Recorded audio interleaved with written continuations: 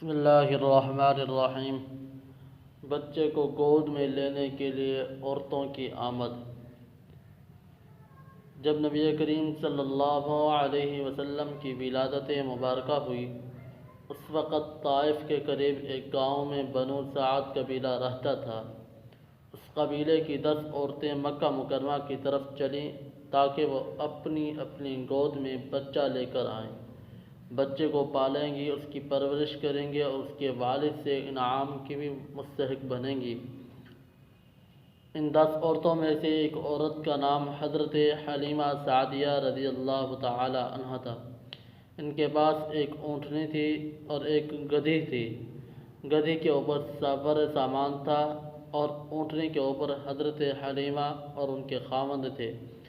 حضرت حلیمہ رضی اللہ تعالی عنہا کے پاس دودھ پینے والا ایک اور بچہ بھی تھا۔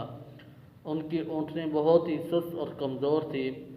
جب 10 عورتیں چلی تو 9 عورتیں آگے نکل گئی اور حضرت حلیمہ سعدیہ رضی اللہ تعالی عنہا پیچھے رہ گئی۔ 2-3 مرتبہ تو ان عورتوں نے رک کر حضرت حلیمہ کے آنے کا انتظار کیا۔ بعد میں انہوں نے کہا کہ حلیمہ، تمہاری وجہ سے تو سفر میں بہت دیر ہو رہی ہے، ہمارا تو اس سے تو ہم تو چلتی ہیں۔ چنانچہ 9 عورتیں آگے چلی اور حضرت حلیمہ سعدیہ رضی اللہ تعالی عنہا سے پہلے مکہ مکرمہ میں پہنچ گئیں۔ ان میں سے ہر عورت یہ چاہتی تھی کہ میں امیر باپ کے بیٹے کو اپنی گود میں لے لوں تاکہ مجھے محنت کا زیادہ پھل ملے۔ چنانچہ سب عورتوں نے امیر لوگوں کے بیٹے کو گود میں لے لیا۔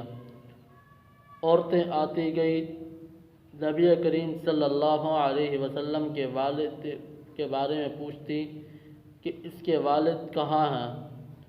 جب پتہ چلتا کہ وہ فوت ہو چکے ہیں اور یہ بچہ یتیم ہے تو وہ سوچتی کہ ہمیں تو کچھ نہیں ملے گا ان سے، چنانچہ وہ واپس چلی جاتی۔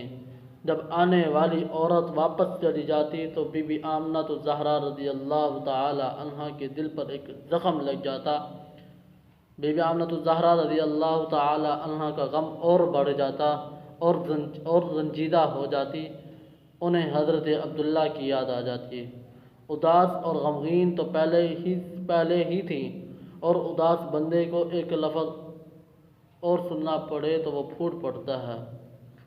تو ان عورتوں کا آنا جانا اور نبی کریم صلی اللہ علیہ وسلم کو چھوڑ کر ویسے ہی چلے جانا بی بی آمنہ الزہرا رضی اللہ تعالی عنہا کے دل پر ایک بھاری ضرب لگتا۔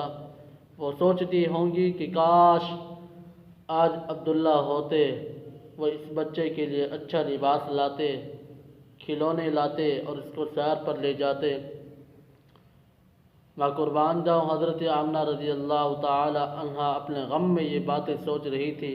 ان کو کیا پتہ تھا کہ یہ وہ عظیم ہستی ہے، عظیم شخصیت ہے کہ جن کے لیے اللہ نے آسمان کے چاند کو کھلونا بنا دیں گے، جن کو سیر کروانے کے لیے اللہ تعالیٰ انہیں عرش پر بلائیں گے، جن کو اللہ رب العزت نے دنیا کے اندر ہی بادشاہی عطا فرما دیں گے۔